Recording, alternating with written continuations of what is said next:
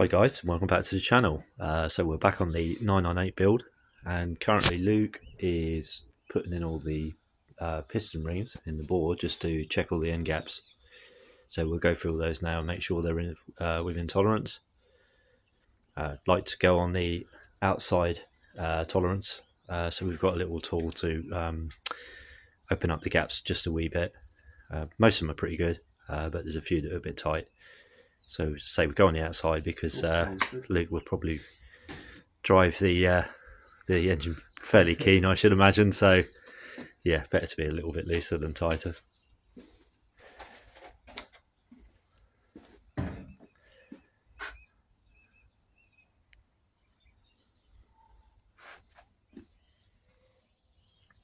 So it's just placing the piston in there, just to make sure it's got to be dead square in the bore before he takes his reading.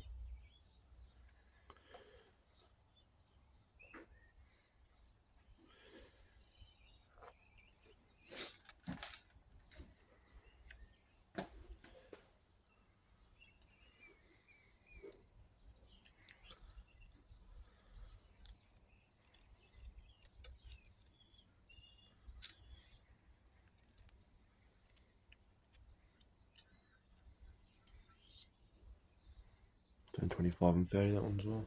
Okay.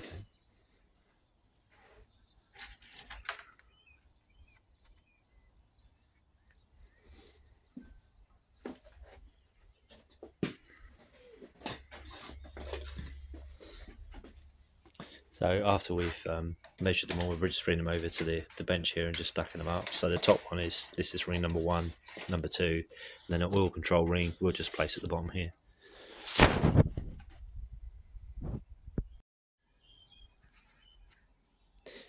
So just done a dummy run now. We put all the pistons back in, but we haven't put the piston rings on there, so they're all quite free in the bores at the moment. So what we're going to do now is we brought this up to top dead center on the gauge, and we're going to use my depth gauge here, and we're going to measure the protrusion, well actually the recess I should say, of the pistons in the bore to make sure they're all the same height. So we'll do that stroke and then we'll come up and do piston number 2 and 3 on the other stroke. So you can come through the deck height, but you don't want to go literally a few thou. You don't want to go too far. Obviously the higher that comes, the more compression you got. So, but we're probably sitting hopefully just below. But we'll check all those now, make sure we're happy. The only way to get around it, if there's a difference in the depends on how significant the depth, the heights are. But if there is a difference, what you can do is put the pistons in a lathe and then just take a few thou off the crown of the piston. Just make sure your pistons, you've got plenty of meat in the crown before you do that, because obviously the more you take off the top, the weaker the piston becomes.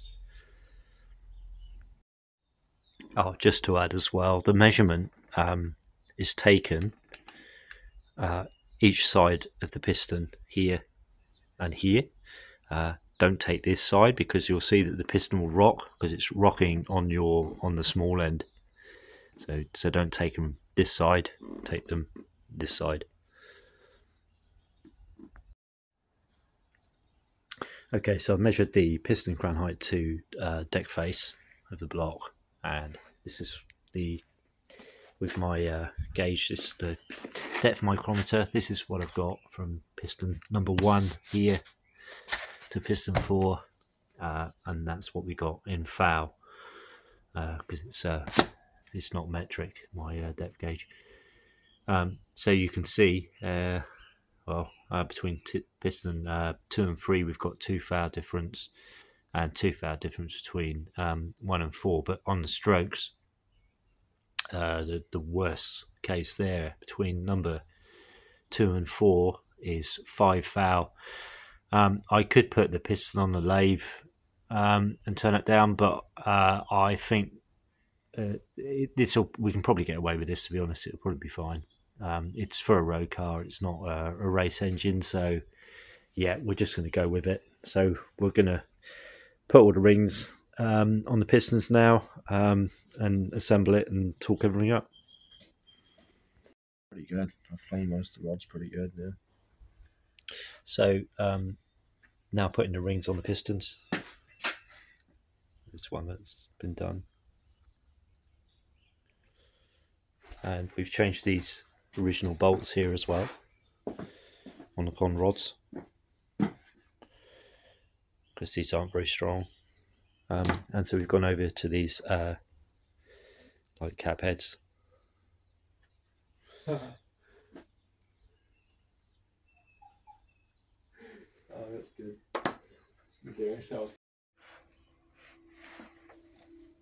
So you also weighed all these bolts, so we've got them all within 0.1 of a gram. These are actually heavier than the original by about 3 grams, because it's a far denser material. But at least it's stronger. So we're going to wind those up past the original specification. We'll probably put about another 5 foot-pounds of torque on them. And I think the originals had like a locking washer affair, so we're going to omit that. Don't really need that.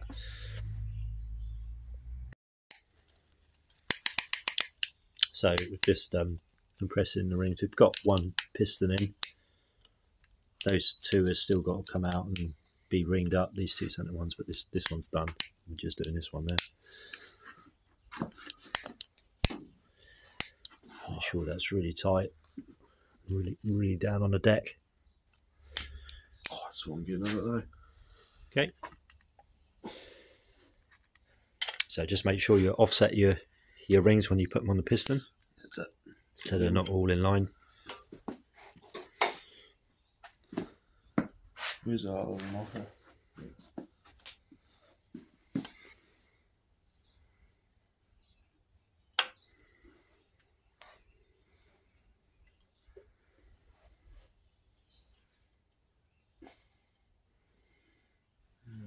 I like that.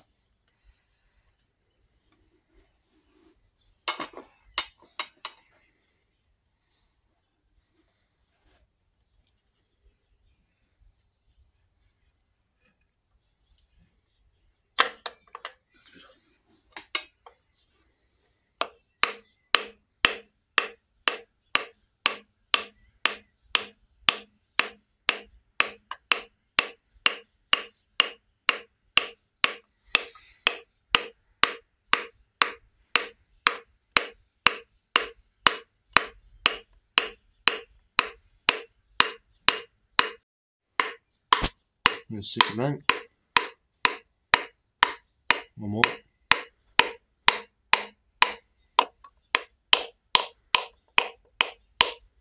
Cool, that's fair drunk, I think. Yeah.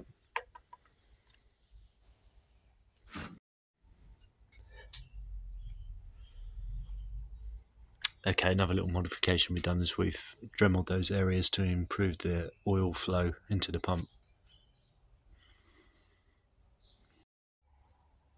So put a central oil pickup in the gearbox, and we've also put, you can see that's the first motion coming out of the gearbox, which is a straight cut. So she's going to have just straight cut drop gears. What else have we checked? End float on the idler gear. So what you do is you, on the gearbox here, you get your gasket on the end here, bolt the casing on with the idler gear in here, in this bearing, and then you check it at this point here with a feeler gauge to make sure it's in tolerance on your end float. That's really important, that. So before you put the gearbox onto the block. So the stage we're at now, we're just about to clean this up as best we can, and then we're going to basically put the gearbox onto the block. Then we can get all the flywheel casing on and start thinking about putting all the flywheel on. We've also tried to time in a duplex gear kit, but we've now found it's about 8 degrees, 4 degrees out It's too much to jump a tooth on the chain, so we can't do it that way. So we're going to have to get a offset Woodruff key to get the timing correct on the cam. But that's okay because we can assemble the rest of the engine and address that later.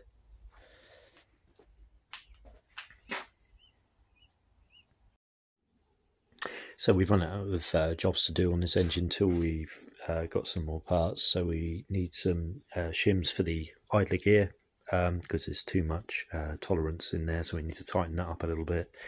Then realised that we've oversized on the block. We drilled and tapped the bottom where it joins onto the gearbox, and we haven't got any bolts to bolt through, so we'll get some of those on Monday. So that'll be fairly simple. We'll probably put socket heads in those so it looks nice and neat. So that's it for the 998 for a minute, well, the engine. But what we have been doing is just walk through here. We've been working on the car again, so we've started putting all the braking system in. So that's the front, all the pipe work now in. If I can just get down underneath here, and you can see there 7.5 calipers gone on there.